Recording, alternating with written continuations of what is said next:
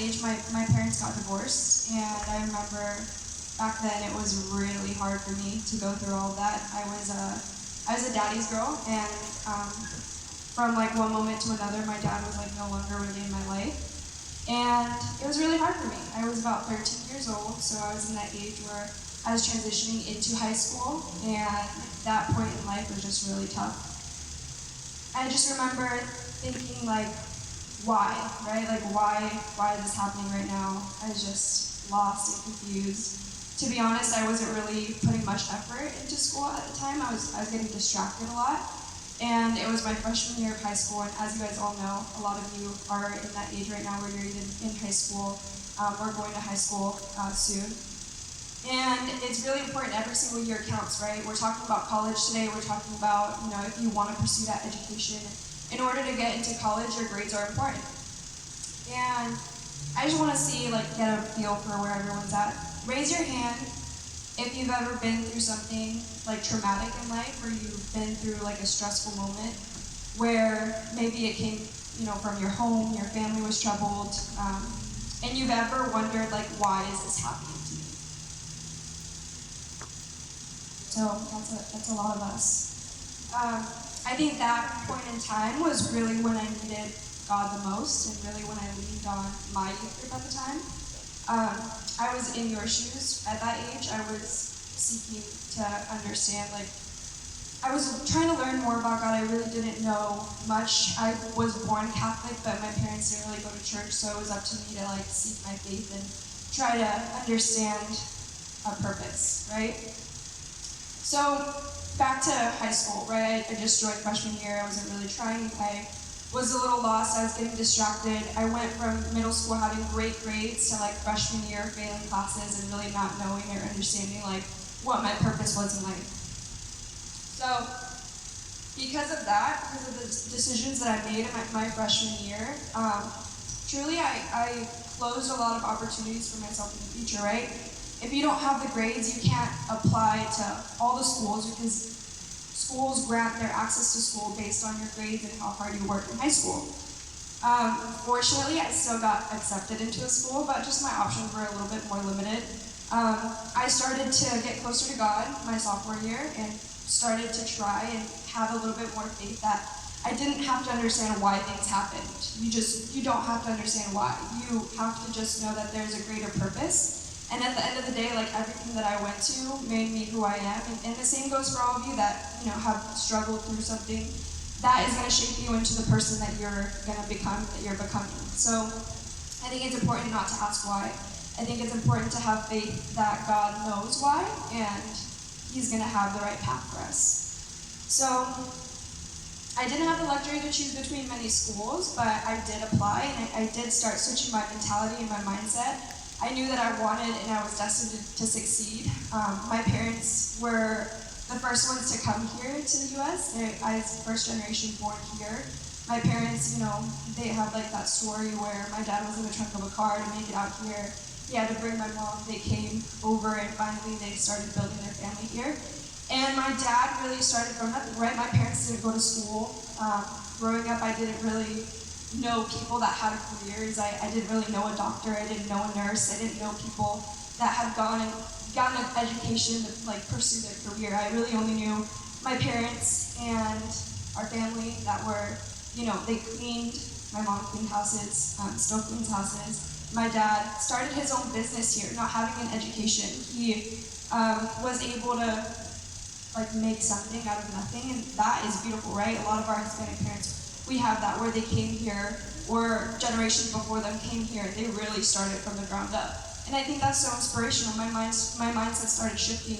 I started to have more admiration to the path that they had to get me here, and I started to have, I started to want to pursue more and try to not let my past or what I've been through define who I was going to be.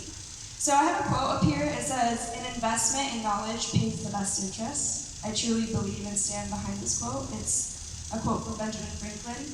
I think it's important that throughout life, whether you choose to go to college or not, that you're always educating yourself, that you're always wanting to learn, that every day you wake up and you want to be here to learn and get something out of each day, whether it's the smallest thing, learning a new word, or learning a new skill. I think that that's all very, very important. So I went to school at Cal State San Marcos. It was not far from home for me. I'm originally from San Diego. So it was like the perfect location for me to like get a little bit further away from home, like leave the house. I was very eager to leave the house at that point in time and start this journey of like figuring out what I wanted to do. I didn't really know what I wanted to do. I didn't know exactly like what career path I was going to choose, but I knew that I had to go to school in order to open up more opportunities for myself, and fortunately, I was able to do it. So I went to Cal State San Marcos, and I originally went in with a bio degree. I knew in high school that I liked science, so I just said, I'm going to just try bio for my major. Luckily, college doesn't force you to take your major classes like your first year, right? You start out and you start in general ed and you get a basic understanding of a lot of different subjects. So you really only start getting into your core degree like year 2, year 3. Within that first year, I realized that bio wasn't what I wanted to do. So I went ahead and switched it. At this point, I still didn't know what exactly I wanted to do, but I wanted to make the right choice and I didn't want to limit my doors. So I chose business. So my degree in business I chose because it applies to everything, right? Everything in like that offers a job is a business. Whatever you go into, business is very broad in the sense that you get to understand how a business functions and why they're successful. And for me, that was probably one of the best decisions I ever made because I didn't limit myself and I was able to apply that anywhere that I went.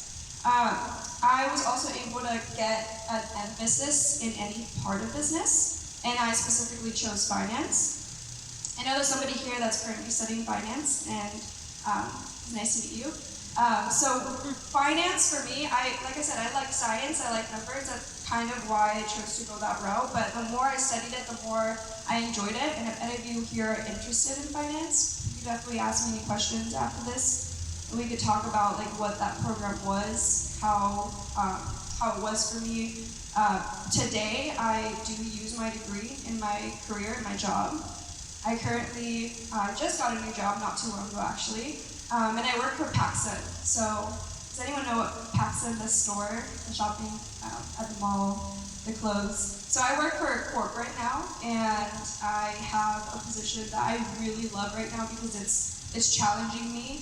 And it's very analytical. It's an allocation planner position. So basically all of the clothes that get sent to stores, I get to decide, where I send the clothes, depending on how well stores do, what time of year it is, what type of clothing it is.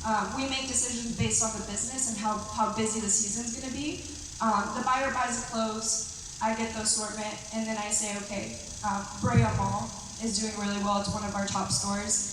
I'm going to give them more units than Westminster that might not do as well during certain times. So that's a little bit about like what I do now. Fortunately, business would have applied to many different careers. And right now that's kind of where I ended up. But getting a degree is actually really a lot of work. I know Giacomo and Lani were mentioning how they are in jobs and sometimes you're there for many years and you have to work hard to move yourself up, and it's not different for somebody with a degree, but it will just get you in the door a little bit quicker, a little bit faster, but it's not easy to get the degree, right? It is a lot of work. You have to build a lot of habits during this time of your life that are going to help you succeed in the future. So I think it's important to not only just have the goal of like, I just want that degree so I can get that job. Like, yes, the degree will get you to get your foot in the door, but at the end of the day, if you didn't learn the material in school and you don't pay attention while you're there and you don't give it your all and you're not truly trying to grasp the most information to apply it in your job, once you're in that door, where are you going to go, right? Yes, they educate you, they train you, they teach you about the job that you're supposed to do, but if you don't start applying what you learned, then you can't get to the next door. And you have to just continuously try to keep learning, even once you're in that door, so that you can keep opening more doors for yourself, and you can keep moving up that ladder, and you can keep growing each year and becoming more successful. So, thinking about going to college, can you go to the next slide? I think one of the most important things to consider, right, is how are you going to afford it? How are you going to pay for it? College is very expensive, and I feel like every single year it keeps getting more and more expensive, right? When you enter in your freshman year, you pay a certain amount. The next year, your tuition is going to go up, even though you're already in that school, already going to go there next year. The tuition is going to keep going up every year after that. So I just want to talk about the different ways to finance it. I graduated in finance, so it made sense to talk about finances. So the first way would be grants. So if you know does anyone here know the difference between a grant, a scholarship, and a loan is? Okay, a few of us. So grants would be, it's granted to you by the federal government. They're giving you money based on need. So they see, okay, based on your family income, you truly wouldn't be able to afford this, but education is really important. So based on how much your family makes, we think you need this much, so we're going to grant it to you, and you don't have to pay us back. It's just kind of like, here's the money, go get your education, right? That's a grant. A scholarship would be something you apply for, and Monique is going to talk a little bit more about scholarships, but just to give you an overview of the differences, a scholarship you have to apply for, and you win it by merit. So, say you got really great grades and you apply for a specific scholarship that has to do with grades. You, along with everybody else that applies, one of you gets chosen, or however many of you get chosen, to receive that scholarship. This also, you do not have to pay it back. It is just granted to you, but it is not granted by need, it's granted by merit. Like, what did you accomplish? And what scholarship are you applying for? To know more about scholarships and which ones to apply for, there's so many of them, and I think Monique's going to talk a little bit more about that. But then there's loans. So a loan is something that is borrowed, money that is borrowed by either a private institution or the federal government. They give you this money and they say, okay, here's $80,000, right? This is how much it's going to cost you to go to school here. However, when you graduate, or even if you don't graduate, you take the money, you must pay the $80,000 back, but also with interest. So, right, they make money off that interest portion, hoping that you pay that money back.